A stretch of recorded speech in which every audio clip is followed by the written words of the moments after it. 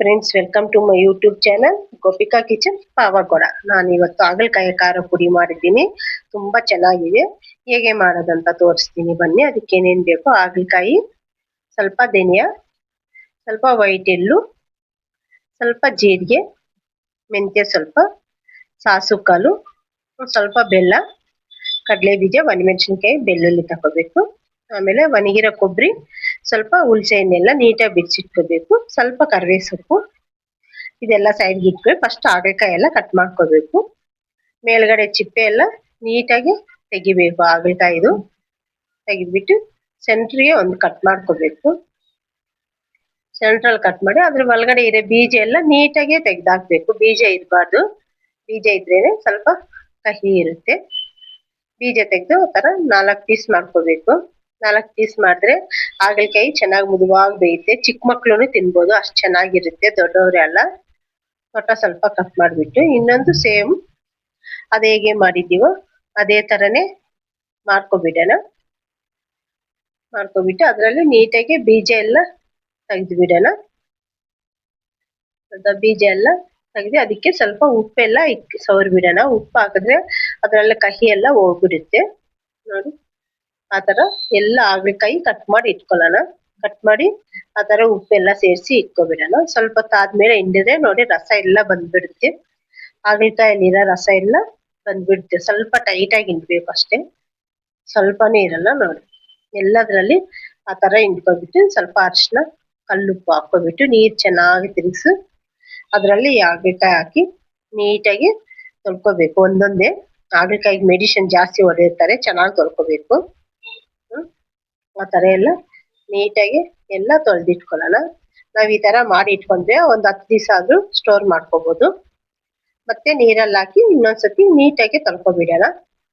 ಇವಾಗ ಬರೀ ನೀರು ಹಾಕಿದ್ದೀನಿ, ಅದಕ್ಕೆ ಉಪ್ಪು ಅರಿಶಿನ ಹಾಕಿಲ್ಲ. ಆಮೇಲೆ ಎಲ್ಲ ಆ ಥರ ಉಲ್ಟಾ ಇಟ್ಕೊಂಡ್ರೆ ನೀರೆಲ್ಲ ಕೆಳಗಡೆಗೆ ಸೋರುತ್ತೆ. ಆ ನೀರು ಸೋದ್ಮೇಲೆ ಹುರ್ಕೊಂಡ್ರೆ ಚೆನ್ನಾಗಿರುತ್ತೆ. ಆಮೇಲೆ ಅದಕ್ಕೆ ಧನಿಯಾ ಸ್ವಲ್ಪ ಹಾಕಿ ಹುರ್ಕೋಬೇಕು. ಧನಿಯಾ ಸ್ವಲ್ಪ ಬಿಸಿ ಆದ ತಕ್ಷಣ ಮೆಂತ್ಯ ಸ್ವಲ್ಪ ಗೋಲ್ಡನ್ ಕಲರ್ ಬರೋವರೆಗೂ ಹುರ್ಕೋಬೇಕು. ಅದಕ್ಕೆ ಸ್ವಲ್ಪ ಸಾಸು ಕಾಳು ಆದ್ಮೇಲೆ ಸ್ವಲ್ಪ ಜೀರಿಗೆ ಹಾಕೋಬೇಕು. ಎಲ್ಲ ನೀಟಾಗಿ ಹುರ್ಕೋಬೇಕು, ಗೋಲ್ಡನ್ ಕಲರ್ ಬರೋ ತರ. ಆಮೇಲೆ ವೈಟ್ ಎಳ್ಳು ಸ್ವಲ್ಪ ಹಾಕೊಂಡು ವೈಟ್ ಎಳ್ಳು ಚೆನ್ನಾಗಿ ಹುರ್ಕೋಬೇಕು. ಕಡಲೆ ಬೀಜ, ಒಣಗಿರೋ ಮೆಣಸಿನ್ಕಾಯಿ ಚೆನ್ನಾಗಿ ಅದನ್ನು ಹುರ್ಕೋಬೇಕು. ಅದು ನೀಟಾಗಿ ರೆಡ್ ಕಲರ್, ಗೋಲ್ಡನ್ ಕಲರ್ ಬರಬೇಕು. ಆಮೇಲೆ ಒಣಗಿರೋ ಕೊಬ್ಬರಿ ಸ್ವಲ್ಪ ಹಾಕೋಬಿಟ್ಟು ಅದು ಆದ್ಮೇಲೆ ಸ್ವಲ್ಪ ಕರಿಬೇವು ಸೊಪ್ಪು ಹಾಕೊಂಡು ಹುರ್ಕೋಬೇಕು. ಲಾಸ್ಟಲ್ಲಿ ಹುಣಸೆ ಹಣ್ಣು ಹಾಕಿ ಚೆನ್ನಾಗಿ ಹುರ್ಕೊಳ್ಳೋಣ. ಹುಣಸೆ ಹಣ್ಣು ಚೆನ್ನಾಗಿ ಹುರ್ಕೊಂಡ್ರೆ ಚೆನ್ನಾಗಿರುತ್ತೆ. ಪುಡಿ ಆಗ್ಬೇಕಲ್ಲ, ಇಲ್ಲಾಂದ್ರೆ ಸ್ಮೂತ್ ಇರುತ್ತೆ. ಹುಣಸೆ ಹಣ್ಣೆಲ್ಲ ಆದ್ಮೇಲೆ ಒಂದು ಸ್ಪೂನ್ ಅಷ್ಟು ಆಯಿಲ್ ಹಾಕೋಬಿಟ್ಟು, ನಿಮ್ಗೆ ಆಯಿಲ್ ಬೇಕಂದ್ರೆ ಸ್ವಲ್ಪ ಕಮ್ಮಿನೇ ಆದ್ರೂ ಚೆನ್ನಾಗಿರುತ್ತೆ. ಇದಕ್ಕೆ ಹಾಗಲಕಾಯಿ ಎಲ್ಲ ಆ ಥರ ಉಲ್ಟಾ ಇಟ್ಕೊಬಿಡೋಣ. ಉಲ್ಟಾ ಇಟ್ಕೊಂಡ್ರೆ ಒಳಗಡೆ ಎಲ್ಲ ಚೆನ್ನಾಗಿ ಬೇಯುತ್ತೆ ಸ್ಮೂತಾಗಿ. ಹಂಗಿಟ್ಟು ಒಂದು 5 ನಿಮಿಷ ಬಿಟ್ಬಿಡೋಣ. 5 ನಿಮಿಷ ಆದ್ಮೇಲೆ ಒಂದು ಸೌಟ್ ತಗೊಬಿಟ್ಟು ಎಲ್ಲ ನೀಟಾಗಿ ಕೆಳಗಡೆ ಮೇಲ್ಗಡೆ ಎಲ್ಲ ತಿರ್ಗಿಸ್ಬಿಡೋಣ. ಆವಾಗ ಫುಲ್ಲು ಬೇಯುತ್ತೆ. ಸ್ವಲ್ಪ ಒಂದು 5 ನಿಮಿಷ ಮಾತ್ರ ಪ್ಲೇಟ್ ಮುಚ್ಚೋಣ. ಪ್ಲೇಟ್ ಮುಚ್ಚಿದ್ರೆ ಬೇಗ ಚೆನ್ನಾಗಿ ಹುರ್ಕೊಳುತ್ತೆ. ಯಾಕಂದ್ರೆ ಇದು ಮತ್ತೆ ನೀರು ಹಾಕಿ ನಾವು ಮಸಾಲೆ ಹಾಕಿ ಬೇಯಿಸಲ್ಲ. ಇವಾಗ ಏನ್ ಬೇಯುತ್ತೆ ಅದೇ ಅಷ್ಟೇ. ಅದರಲ್ಲಿ ಎಣ್ಣೆ, ನೀರು ಅಂಶ ಏನಿದ್ರೆ ಅದೆಲ್ಲ ಫುಲ್ಲು ಡ್ರೈ ಆಗ್ಬೇಕು. ಅದೇ ತರನೇ ಎಲ್ಲ ನೀಟಾಗಿ ಹುರ್ಕೋಬೇಕು. ಎಲ್ಲ ಉದ್ದಂತ ಒಂದು ಮುಟ್ಟಿ ನೋಡಿದ್ರೆ ಗೊತ್ತಾಗುತ್ತೆ. ಸ್ಮೂತ್ ಆಗಿ ಇದ್ರೆ ಬೈದಿದೆ ಅಂತ ಲೆಕ್ಕ ಅಷ್ಟೇ. ಆಮೇಲೆ ಅದೆಲ್ಲ ತೆಗೆದು ಸೈಡ್ ಇಟ್ಬೇಕು. ಸ್ವಲ್ಪ ತಣ್ಣಗಾಗ್ಬೇಕು, ಫುಲ್ ತಣ್ಣಗ ಆಗ್ಬಾರ್ದು ಇದು ಹಾಗಲಕಾಯಿ. ಅಷ್ಟೊತ್ತಿಗೆ ನಾವೇನೇನು ಹಾಕೊಂಡಿದ್ದೀವೋ ಹುರ್ಕೊಂಡಿರೋದೆಲ್ಲ ಮಿಕ್ಸಿಗೆ ಹಾಕಿ ಪೌಡ್ರ್ ಮಾಡ್ಕೊಬಿಡೋಣ. ಅದಕ್ಕೆ ಸ್ವಲ್ಪ ಬೆಳ್ಳುಳ್ಳಿ, ಉಪ್ಪು ಆದ ನಂತರ ಸ್ವಲ್ಪ ಬೆಲ್ಲ ಹಾಕೋಬೇಕು. ಬೆಲ್ಲ ಹಾಕೊಂಡು ಎಲ್ಲ ಮಿಕ್ಸಿಗೆ ಹಾಕಿ ಪುಡಿ ಮಾಡ್ಕೊಳ್ಳೋಣ. ಸ್ವಲ್ಪ ಪುಡಿ ಚೆನ್ನಾಗಿ ಸ್ಮೂತ್ ಆಗಿ ಆಗುತ್ತೆ. ನುಣ್ಣಗೆ ಹಾಕೋಬೇಡ್ರಿ. ನೋಡಿ, ಕೈಯಲ್ಲೇ ಮುಟ್ಟಿದ್ರೆ ನುಣ್ಣಗಿರ್ಬೇಕು. ಆ ಥರ ಹಾಕೊಂಡ್ಮೇಲೆ ನಾವು ಇವಾಗ ಹಾಗಲಕಾಯಿ ಹುರ್ಕೊಂಡಿದ್ದೀವಲ್ಲ ಸೈಡಿಗೆ ತಕೊಬಿಟ್ಟು ಅದೆಲ್ಲ ಹಾಗಲಕಾಯಿ ಒಳಗಡೆ ತುಂಬಿಸೋಣ. ನೋಡಿ ಹೆಂಗಿದೆ, ಅದ್ರ ಒಳಗಡೆಗೆ ತುಂಬಿಸೋಣ. ಚೆನ್ನಾಗಿರುತ್ತೆ.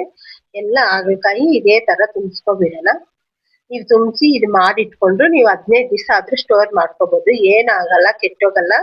ಯಾಕಂದ್ರೆ ಇದಕ್ಕೆ ನಾನು ಹುಣಸೆ ಹಣ್ಣು ಹಾಕಿದ್ದೀನಿ. ಎಲ್ಲ ನೀರೇ ಹಾಕಿಲ್ಲ. ಅಸಲು ತ್ಯಾವ ಅನ್ನೋದೇ ಸ್ವಲ್ಪನು ಟಚ್ ಮಾಡಬಾರ್ದು. ನೀರ್ ಸ್ವಲ್ಪ ಟಚ್ ಆದ್ರೆ ಬೇಗ ತುಂಬಾ ದಿವಸ ಇರಲ್ಲ. ನೋಡಿ ಎಲ್ಲ ಆ ತರ ತುಂಬಿಸ್ಕೊಂಡು ಇಟ್ಕೋಬೇಕು. ಖಾರ ಪುಡಿನೂ ತುಂಬಾ ಒಳ್ಳೇದೇ ಅಲ್ಲ ಆರೋಗ್ಯಕ್ಕೆ. ಸ್ವಲ್ಪ ಖಾರ ಕಮ್ಮಿ ಹಾಕೊಳ್ಳಿ, ಆಯಿಲ್ ಸ್ವಲ್ಪ ಹಾಕೊಳ್ಳಿ, ಜಾಸ್ತಿ ಹಾಕೋಬೇಡ. ಯಾಕೆ ಆಯಿಲ್ ಜಾಸ್ತಿ ಹಾಕೋಬೇಡ ಅಂತ ಆಮೇಲೆ ಹೇಳ್ತೀನಿ. ಆಯಿಲ್ ಬಿಸಿ ಆದ್ಮೇಲೆ ಸಾಸಿವೆ ಕಾಳು ಬೆಳ್ಳುಳ್ಳಿ ಹಾಕಿ ಸ್ವಲ್ಪ ಹುರ್ಕೊಳ್ಳೋಣ. ಹುರ್ಕೊಂಡ್ಮೇಲೆ ಹಾಗಲಕಾಯಿ ಎಲ್ಲ ಅದಕ್ಕೆ ಹಾಕ್ಬಿಡ. ಆಯಿಲ್ ಜಾಸ್ತಿ ಹಾಕೋಬೇಡ, ಯಾಕಂದ್ರೆ ಅದರಲ್ಲಿ ಕಡಲೆ ಬೀಜ ಅಲ್ಲಿ ಸ್ವಲ್ಪ ಆಯಿಲ್ ಇರುತ್ತೆ, ಎಳ್ಳಲ್ಲಿ ಆಯಿಲ್ ಇರುತ್ತೆ, ಒಣ ಕೊಬ್ಬರಿದಲ್ಲಿನೂ ಆಯಿಲ್ ಇರುತ್ತೆ. ಅದಕ್ಕೆ ಇದಕ್ಕೆ ಆಯಿಲ್ ಏನ್ ಬೇಕಾಗಿಲ್ಲ, ಸ್ವಲ್ಪ ಆದ್ರೆ ಸಾಕು ಅಷ್ಟೇ. ಅದು ಅಷ್ಟು ನೋಡ್ತಾ ಚೆನ್ನಾಗಿದೆಯಲ್ಲ.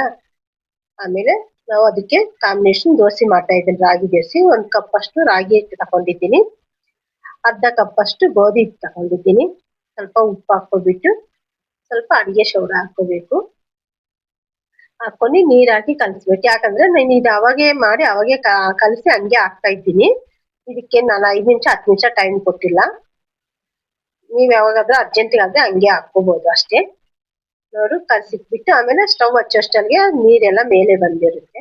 ನೋಡ್ತಾ ನಾನು 1-2 ನಿಮಿಷ ಇಕ್ಕಿರ್ತೀನಿ ಅಷ್ಟೇ. ಅದು ನೀಟಾಗಿ ಪಾನಕ್ ಸ್ವಲ್ಪ ನೀರ್ ಹಾಕ್ಬಿಟ್ಟು ಒರೆಸ್ಬಿಟ್ಟು ಆಮೇಲೆ ಒಂದೊಂದೇ ಹಾಕೋಬಿಡೋಣ. ರಾಗಿ ದೋಸೆ ಅಂತ ತುಂಬಾ ಚೆನ್ನಾಗಿರುತ್ತೆ. ಈ ರಾಗಿ ದೋಸೆಗೆ ಈಗ ಹಾಗಲಕಾಯಿ ಖಾರ ಪುಡಿ ಅಂದ್ರೆ ತುಂಬಾ ಟೇಸ್ಟ್ ಇರುತ್ತೆ. ನೀವು ಯಾವಾಗಾದ್ರೂ ಮನೆಯಲ್ಲಿ ಟ್ರೈ ಮಾಡ್ರಿ. ಡೈಲಿ ಹಾಗಲಕಾಯಿ ಸಾರು ಮಾಡಕ್ ಆಗಲ್ವಲ್ಲ, ಈ ತರ ಮಾಡಿ ಇಟ್ಕೊಂಡ್ರೆ 15 ದಿವಸಕ್ಕೆ ಒಂದ್ಸತಿ ಮಾಡಿದ್ರೆ ಸಾಕು. ನಾನು 1 ವಾರಕ್ಕೆ ಒಂದ್ಸತಿ ಮಾಡ್ಕೊಂತೀನಿ. ನಮ್ಮ ಮನೆಯಲ್ಲಿ ಡೈಲಿ ತಿಂತಾರೆ ಹಾಗಲಕಾಯಿ. ನಮ್ಮ ಮಕ್ಳು ತಿನ್ನಲ್ಲ, ನಮ್ಮ ಯಜಮಾನ್ರು ನಾವು ತಿಂತೀವಿ. ಅದಕ್ಕೋಸ್ಕರ ಯಾವಾಗೂ ಮಾಡಿ ಇಟ್ಕೊಂತೀನಿ. ತುಂಬಾ ಒಳ್ಳೇದು ಆರೋಗ್ಯಕ್ಕೆ ಹಾಗಲಕಾಯಿ. ಈ ತರ ಮಾಡಿ ಚಿಕ್ಕ ಮಕ್ಳಿಗೂ ಕೊಡ್ರಿ. ಚಿಕ್ಕ ಮಕ್ಳುನು ತುಂಬಾ ಅಂದ್ರೆ ತುಂಬಾ ಇಷ್ಟಪಟ್ಟೆ ತಿಂತಾರೆ. ಅಷ್ಟು ಚೆನ್ನಾಗಿರುತ್ತೆ. ನೋಡ್ದಾ, ನಾನ್ ಮಾಡಿರೋ ಅಡಿಗೆ ಎಲ್ಲ ನಿಮ್ಗೆ ಇಷ್ಟ ಆದ್ರೆ ಒಂದು ಲೈಕ್ ಮಾಡಿ, ಹಂಗೆ ನನ್ನ ಚಾನಲ್ ಸಬ್ಸ್ಕ್ರೈಬ್ ಮಾಡ್ಕೊಳ್ಳಿ. ನಾನು ಮಾಡೋ ಅಡಿಗೆ ಎಲ್ಲ ನಿಮಗ್ ಬರುತ್ತೆ.